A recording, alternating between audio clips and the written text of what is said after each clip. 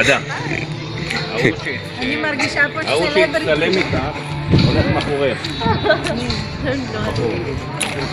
גם זה מצלם אותנו. nhà giống nó phải cho xuân lì mua xuân ăn đồ đây הנה הוא יודע. cho xuân lì mua xuân ăn đồ đây nữa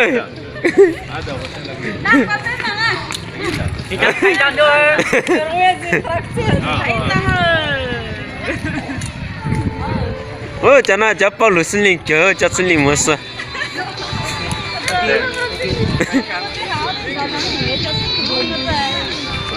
וואלה מצפצף או שנוזל משהו? chạy vô tốt đấy mà Còn một tốt té là vậy, tại giờ cái chậm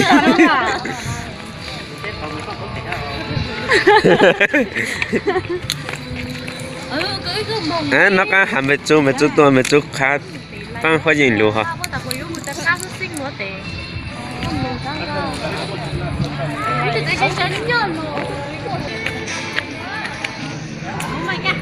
vậy thôi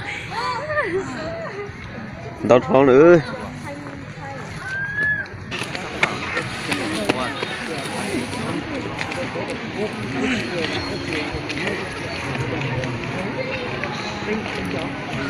Sư đề tạo tài hữu thế, chắc phải sư đề tạo con rừng. Sư đề tạo thì nói là hạt đũa thì không thể chọn.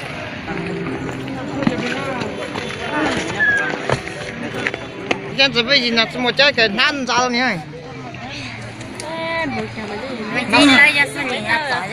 Nát sư đề chỉ nhìn ra thôi.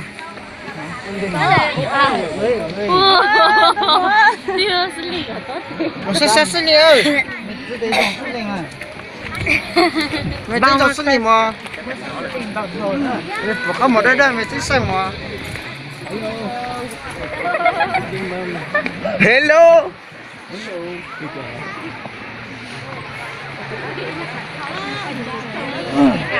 cho xuân đình mà hello nó mà לא נע, אתה יודע מה? עדיין הולך אחרינו זה אחת יותר.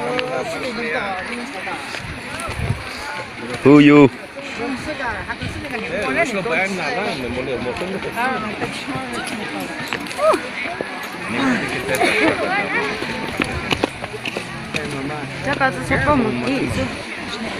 rất tốt đấy này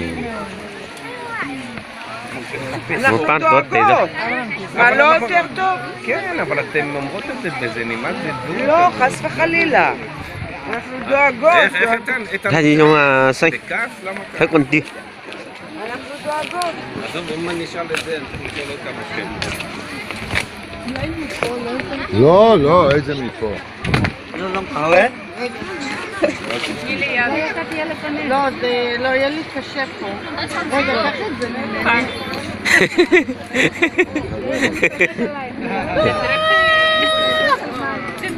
תעשו לי.